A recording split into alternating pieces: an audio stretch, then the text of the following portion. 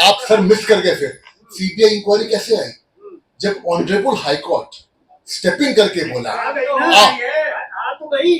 तो आगे तो आपको गुंडागर्दी तो जब 7,000 आदमी सीबीआई तक नहीं आई है, जब 7,000 आदमी घुस रहा है तो इसका दिखाता है कि क्रिमिनल्स जो है वो सिस्टम को टेक ओवर कर लिए हैं। इसी की लड़ाई हो रही है और लड़ाई का जवाब मिलेगा।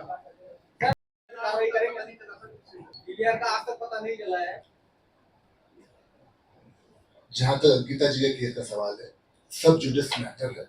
ए बी आज सारे कल्प्रिट्स जेल के अंदर हैं और सबूत आप सुनिए ना, जब मैटर सब जुडिस हो जाता है तो जजेस के पास चला जाता है ना। आप उसको इन्वेस्टिगेटिंग ऑफिसर हैं और वो जज साहब आपको उठा के अंदर कर देंगे, सस्पेंड हो जाइएगा। जब मैटर सब जुडिस हो गया तो जुडिशरी के अंदर चला गया, अब वो सारी चीज देखेगी। ये तो नहीं क्रिमिनल भाग गए, ऐसा तो नहीं हो रहा है ना। आपको जुडिशरी उल्टा टांग देगी। द मोमेंट द जजेस रियलाइज कि इस केस में एविडेंस की टेम्परिंग हुई है तो लोग थोड़े बच जाएंगे। इसलिए कह रहे हैं जब मैटर सब जुडिस हो जाता है तो अलग लेवल पे चला जाता है। अंकिता वाले केस में जो देखा है वो भी देखा मैंने, आज वो भी देखा। मैं जब सुबह आ रहा था दिल्ली तो मैं देखा इसको। यूपी में वो केस हुआ, अपनी यहाँ की पुलिस जो बॉर्डर एरिया था और वहां की पुलिस से मिलके तुरंत जैसे उसकी बॉडी मिली तुरंत उस केस का सॉल्व किया गया।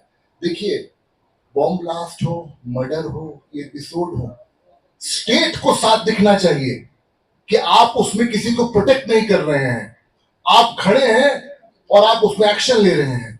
प्रॉब्लम कहां होता है? क्राइम तो बरसों से रहा है हिंदुस्तान के अंदर में, पूरी दुनिया में रहा है। क्राइम को कौन चैलेंज कर रहा है? चैलेंज हम कर रहे हैं आपके एपिसोड क्या हो रहे हैं, आपका दिल कहां है कि आप चाहते हो कि उसको चोर को पकड़े कि नहीं पकड़े। और चोरी कम कैसे होती है, क्राइम कम कैसे होता है? जब उस पर एक्शन लिया जाता है, डिटरेंस होता है। लोग डरते हैं कि चोरी करेंगे, मारेंगे, गुंडागर्दी करेंगे, पकड़े जाएंगे। वेस्ट बंगाल में वो डर खत्म हो गया है। चाहे वो उत्तराखंड में हो, उत्तर प्रदेश में हो, कहीं भी ऐसा एपिसोड होता है तुरंत पुलिस एक्शन लेती है, तभी डर बना होता है। आप डर खत्म कर दो। 7,000 आदमी इमरजेंसी वार्ड में घुस जाए और यहाँ पे क्रिटिकल केयर के पेशेंट्स हो और वहां तोड़ फोड़ मचा के आ जाए, that shows total collapse of law and order. Thank you. Law and order बचा भी है, ये सवाल उठता है। भारतीय जनता पार्टी यही सवाल सब पूछती है कि भाई ये बताओ आप लोग कि कौन सा ऐसा रिश्ता है वो क्रिमिनल्स और कल्प्रिट्स के बीच में कि आप लोग कुछ एक्शन लेने को तैयार नहीं हो? क्यों ऐसा आप लोग कर रहे हो? ये सारे क्वेश्चन लेके बहुत दुख के साथ ये आप लोगों को बोलना पड़ रहा है कि ममता बनर्जी की सरकार जो है उस 31 साल की लड़की के साथ जो हुआ है उसको छुपा नहीं पाएगी। मैं आप लोग बताता हूं, कुछ भी कोशिश कर ले ममता बनर्जी जी, भारतीय जनता पार्टी और देश की सारी महिलाएं, माताएं और हर घर में लोग पूछ रहे हैं। आज वो सिर्फ कलकत्ता का एपिसोड इंसिडेंट नहीं है, ये पूरे देश का एपिसोड है, इंसिडेंट है। मैं आप लोगों को बता रहा हूं कि मैं 3-4 दिन से उत्तराखंड में घूम रहा था, हर जगह लोग यही पूछ रहे थे कलकत्ता में क्या हो रहा है, ऐसा कैसे हो सकता है, ऐसा क्यों हो रहा है। इन सारे सवालों का जवाब देना पड़ेगा और मैं उम्मीद करता हूं कि जल्द से जल्द उस लड़की के साथ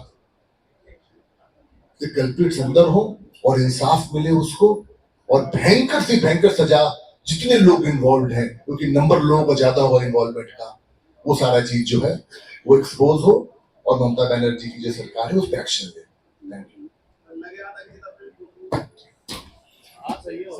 एविडेंस खत्म होगा। आप सारे रिपोर्टर रहे हो, हर तरह का रिपोर्टिंग आप लोगों ने किया है। आप किसी ऐसी जगह में आउटसाइड लोग वाले देंगे तो जो एक छोटी छोटी एविडेंस कलेक्ट होकर जो आगे चल के कोर्ट में पेश होती है, जिसे सजा मिलती है, उसको आप खत्म कर रहे हो। यही ममता बनर्जी सरकार ने किया। एविडेंस का इरोजन, एविडेंस को खत्म करने की कोई कसर नहीं छोड़ी गई। तब कलकत्ता हाईकोर्ट आती है, वो पूछती क्या कर रहे हो आप लोग? एक क्रिमिनल को बचा रहे हो और विक्टिम जो है उसका हाथ छोड़ रहे हो। You are trying to shield a criminal. ये कलकत्ता हाईकोर्ट का ऑब्जर्वेशन था।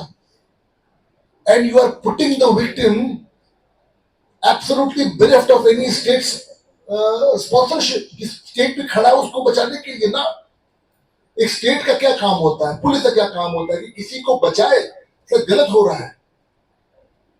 ये ममता बनर्जी जी का वेस्ट बंगाल का ड्रामा अब सिर्फ कलकत्ता या कलकत्ता हाई कोर्ट नहीं देख रही थी, पूरा देश देख रहा था। उसके बाद देखिए ये चला आ रहा है, फिर कलकत्ता हाई कोर्ट ने बोला बंद करो, सीबीआई को दो केस, सीबीआई में केस पहुंचा, तब तक तो देश में हंगामा शुरू हो गया। एक शब्द नहीं राहुल गांधी जी बोल रहे हैं, एलओपी हैं हमारे देश के, किसी बात में बुलवा लीजिए उनको, गाजा पे बुलवा लीजिए, प्रेसिडेंट बुलवा लीजिए, वर्ल्ड के कहीं बुलवा लीजिए उनको, विदेश जाएंगे तो भारत का बुराई करके चले आएंगे। लेकिन बीच में आया हूं, देहरादून आया हूं, उत्तराखंड आया हूं, बहुत एक सीरियस इशू को लेके आया हूं, जो आप लोग सारे सीनियर जर्नलिस्टों के माध्यम से उत्तराखंड के हर घर में इस बात को पहुंचाना चाहेंगे। बिकॉज मैं लास्ट 3-4 दिन से उत्तराखंड में ही घूम रहा हूँ, रिमोट पार्ट्स में। कल रात में दिल्ली पहुंचा और सुबह यहाँ आया हूँ। सबसे पहले मैं ये बता दूं कि ये जो प्रेस कॉन्फ्रेंस है इसमें कोई पॉलिटिकल एजेंडा नहीं है, absolutely bereft of any political agenda, दूर दूर तक कोई पॉलिटिकल एजेंडा नहीं, क्योंकि बहुत एक सीरियस इशू है जो मैंने गांवों में छोटे छोटे कस्बों में लोगों को देखा है कि लोग पूछ रहे हैं हो क्या रहा है। एक हमारी लड़की जो इतना मेहनत करके घर की बेटी बहन डॉक्टर बनती है और उसके साथ इतना बड़ा घटना होता है, ऐसा दर्दनाक रेप और मर्डर होता है, और वेस्ट बंगाल सरकार, ममता बनर्जी सरकार क्या कर रही है। कि उससे पहले थोड़ा सा संक्षिप्त परिचय आपका आप सबके सम्मुख रखना चाहूँगा। आप हमारे वर्तमान में राष्ट्रीय प्रवक्ता भारतीय जनता पार्टी के हैं और इससे पहले दिल्ली प्रदेश में आप प्रदेश के मीडिया प्रभारी रहे हैं और आईटी के हेड भी रहे हैं दिल्ली प्रदेश में, और आप एक बहुत वरिष्ठ हमारे प्रदेश के महामंत्री आदरणीय आदित्य कोठारी जी यहाँ पर उपस्थित हैं। मैं आपका भी स्वागत करता हूँ। हमारे प्रदेश के प्रवक्ता आदरणीय विनोद सुयाल जी, प्रदेश प्रवक्ता विपिन कैंथोला जी, प्रदेश प्रवक्ता हनी पाठक जी, कमलेश जी, और हमारे प्रदेश के सह मीडिया प्रभारी आदरणीय राजेंद्र नेगी जी, और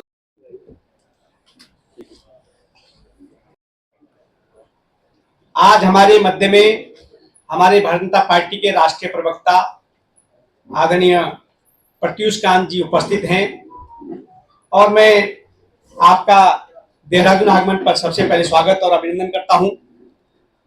और मैं अपने प्रदेश महामंत्री आदरणीय आदित्य कोठारी जी से अनुरोध करूंगा कि आप राष्ट्र